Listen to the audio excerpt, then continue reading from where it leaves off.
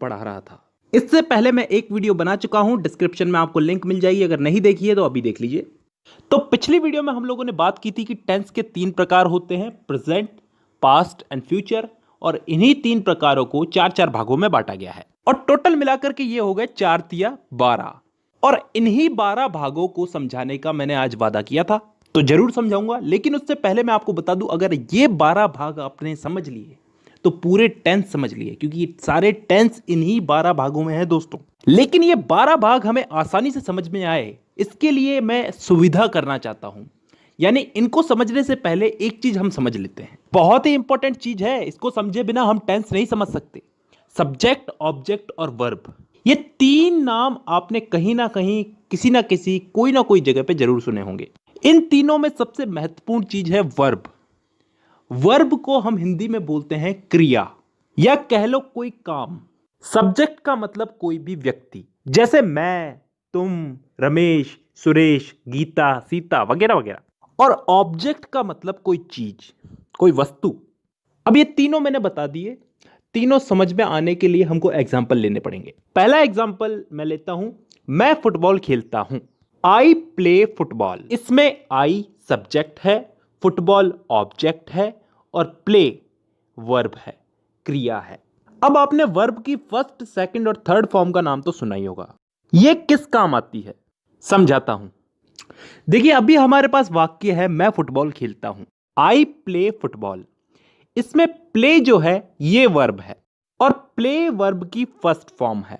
अब मान लो इसी की जगह हमारे पास वाक्य होता कि मैं फुटबॉल खेलता था, तो ये फर्स्ट फॉर्म जो है वर्ब की, ये बदल जाती सेकंड फॉर्म में, यानी कि प्ले की जगह प्लेड हो जाता, आई प्लेड फुटबॉल। यहां पे सब्जेक्ट चेंज नहीं हुआ, ऑब्जेक्ट चेंज नहीं हुआ, सिर्फ वर्ब की फॉर्म चेंज हुई। फर्स्ट फॉर्म से वर्ब की सेकंड फॉर्म हो गई, प्ले बन गया प्लेड।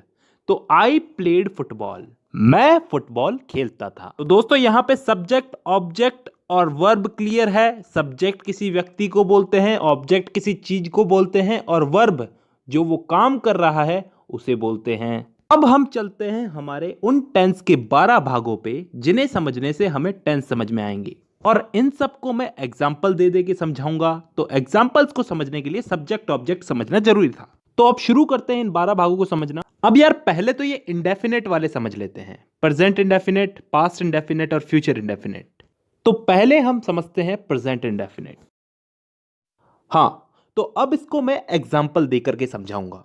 3 टाइप के मैं आपको इसमें एग्जाम्पल्स दूंगा, अफर्मेटिव, नेगेटिव और इंटेरोगेटिव। जैसे हिंदी में बोले तो सकारात्मक, नकारात्मक और प्रश्नवाचक। और उसके बाद कुछ इंपॉर्टेंट रूल्स है वो याद करने हैं, उसके बाद ये भाग कंप्लीट। तो शुरू करते हैं। मैं किताबें पढ़ता हूं, आई रीड बुक्स। यहां पे मैं सब्जेक्ट हूं, किताबें ऑब्जेक्ट है और पढ़ना एक क्रिया है, यानी कि वर्ब है। तो सब्जेक्ट आई, पढ़ने का रीड वर्ब रीड और object books, I read books. चलिए इसी को नेगेटिव में बनाते हैं।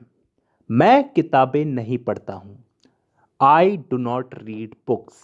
यहां पे ये डू नॉट क्यों आया ये मैं बाद में समझाऊंगा, लेकिन अभी इतना समझो कि यहां पे आई वही सब्जेक्ट, रीड वर्ब और किताबें बुक्स ये ऑब्जेक्ट।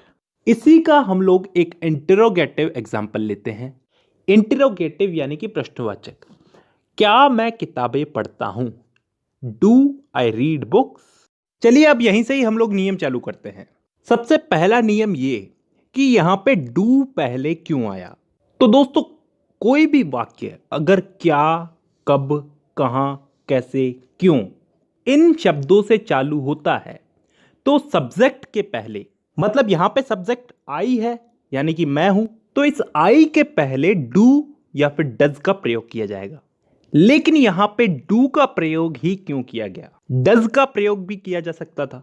तो मैं आपको बता दूं, डज का प्रयोग सिंगुलर सब्जेक्ट के आगे किया जाता है, यानी कि एक वचन। यहीं पे इसी से ही हमारा दूसरा नियम भी निकलता है। मैंने आपको बताया था यहां पे डू नॉट क्यों आया, ये मैं आपको बाद में बताऊंगा, तो अब बताता हूं। देखिए यहां पे अगर आई की जगह कोई सिंगुलर नाउन होता, ही, शी, इट वगैरह, तो यहां पे डज नॉट का प्रयोग होता। और क्योंकि आई एक प्लूरल नाउन है तो इसके साथ डू नॉट का प्रयोग होगा। अब इस आई रीड बुक्स वाले सिंपल सेंटेंस को क्यों छोड़े, इसके साथ भी एक छोटा सा नियम है। इसमें अगर सिंगुलर नाउन हो, ही, शी, इट वगैरह, तो वर्ब की फर्स्ट फॉर्म के साथ एस या ईएस जुड़ता है। जैसे ही goes to college, he reads book. अब इन तीनों के नियम याद हो गए। अब लास्ट दो रूल्स याद करने रह गए इसमें। सिंपल सिंपल से ही है, समझ में आ जाएंगे। देखिए, कभी भी कोई वाक्य हु, WHO, हु से प्रारंभ होता है तो उसके साथ कभी भी डू और डज का प्रयोग नहीं होता। उदाहरण के लिए, who goes to college, college कौन जाता है। एक और उदाहरण लेते हैं, हु मेक्स अ नॉइज, शोर कौन मचाता है। तो यहां पे हमने डू और डज का प्रयोग नहीं किया। अब एक लास्ट नियम और याद कर लो, कभी भी डू और डज वाक्य में कभी भी डू और डज हेल्पिंग वर्ब के रूप में यूज होता है तो मेन वर्ब के साथ एस या ईएस हटा दिया जाता है। भाई मेन वर्ब तो काम करना ही हो गया, खाता हूं, जाता हूं, पहनता हूं, नहाता हूं वगैरह वगैरह, और ये डू और डज तो हेल्पिंग वर्ब है ना, तो इनके लगने पे एस या ईएस हट जाएगा। अब चलते हैं हम पास्ट इंडेफिनेट पे। इस वाले भाग में भी हम लोग वही तीन टाइप के वाक्य लेंगे, सकारात्मक, नकारात्मक और प्रश्नवाचक, और उसके बाद इसमें भी कुछ इंपॉर्टेंट रूल्स, और फिर ये भाग भी कंप्लीट। देखिए, सबसे पहले तो मैं आपको बता दूं, इस टेंस के अंदर कोई काम हो चुका है, बीते हुए समय में समाप्त हो चुका है, खत्म हो चुका है, उस काम को बताएंगे। देखिए दोस्तों, मैं चाहता हूं कि इस वाले टेंस के अंदर आप पहले रूल्स समझ लो, रूल्स के साथ साथ हम एग्जाम्पल लेते लेते समझते जाएंगे। देखिए, इस टेंस का सबसे पहला नियम तो यह है कि यहां पे सकारात्मक वाक्यों में वर्ब की सेकंड फॉर्म लगेगी, सभी प्रकार के वाक्यों में। उदाहरण लेके मैं आपको बताता हूं, तुम हिंदी बोलते थे, यू स्पोक हिंदी। यहां पे सब्जेक्ट है यू यानी कि तुम, ऑब्जेक्ट है हिंदी, और स्पीक को हमने स्पोक में बदल दिया। स्पीक यहां पे वर्ब है ना, बोलना, तो वर्ब को फर्स्ट फॉर्म से सेकंड फॉर्म में बदल दिया, स्पीक बन गया स्पोक। अब यहीं पे ही हम लोग इस वाक्य को नेगेटिव में बदल के देखते हैं। करना कुछ नहीं है, तुम हिंदी बोलते थे को तुम हिंदी नहीं बोलते थे, you did not speak Hindi. अरे यहां पे डिड नॉट जुड़ गया और स्पोक बन गया स्पीक। हां, यही तो नियम है, नेगेटिव सेंटेंस में सब्जेक्ट के साथ में डिड नॉट जुड़ता है, कैसा भी सब्जेक्ट हो, सिंगुलर हो या फिर प्लूरल हो, और डिड नॉट लग गया तो फिर वर्ब की सेकंड फॉर्म हो जाएगी फर्स्ट फॉर्म, स्पोक बन जाएगा वापस से स्पीक। देखिए दोस्तों, डिड जहां भी जुड़ेगा वहां पे सेकंड फॉर्म फर्स्ट फॉर्म में बदल जाएगी। अब इसी को ही हम इंट्रोगेटिव में बदल के देखते हैं, यानी कि प्रश्नवाचक में बदल के देखते हैं। तो कैसे बोलेंगे इसको, क्या तुम हिंदी बोलते थे, डिड यू स्पीक हिंदी। तो दोस्तों, अब यहां पे डिड पहले आ चुका है। प्रेजेंट इंडेफिनेट में हम लोग डू डज का प्रयोग कर रहे थे प्रश्नवाचक वाक्यों में, पहले हम डू डज ही तो लगा रहे थे ना, यहां पे हम डिड से वाक्य प्रारंभ करेंगे। डिड यू स्पीक हिंदी, और स्पीक यानी कि वर्ब की फर्स्ट फॉर्म, स्पोक नहीं है, यहां पे स्पीक है, तो स्पीक यहां पे इसलिए आया है क्योंकि डिड लग गया यहां पे, और डिड जहां भी लगेगा वहां पे वर्ब की फर्स्ट फॉर्म आएगी ही आएगी। ठीक है, ये तीनों वाक्यों में तीनों के नियम याद हो गए। अब एक लास्ट नियम और याद कर लो, पिछले वाला ही है, हु, WHO, हु से प्रारंभ होने वाले वाक्यों में डिड का प्रयोग नहीं करते। उदाहरण के लिए, कॉलेज कौन गया, हु वेंट टू कॉलेज, यहां पे डिड नहीं आया ना, और डिड नहीं आया तो वर्ब की फर्स्ट फॉर्म तो सेकंड फॉर्म में बदलेगी। हु वेंट टू कॉलेज, यहां पे वेंट जो है वर्ब की सेकंड फॉर्म है। Go, went, gone, go first form, second form went, और थर्ड फॉर्म गॉन। अब हमारा ये भाग भी कंप्लीट हो गया। अब हम चलते हैं अगले भाग में, यानी कि फ्यूचर इंडेफिनिट टेंस में। इसमें भी वही तीन टाइप के वाक्य, अफर्मेटिव, नेगेटिव और इंट्रोगेटिव, उसके बाद कुछ इंपॉर्टेंट रूल्स, और फिर आज की क्लास की छुट्टी। तो शुरू करते हैं।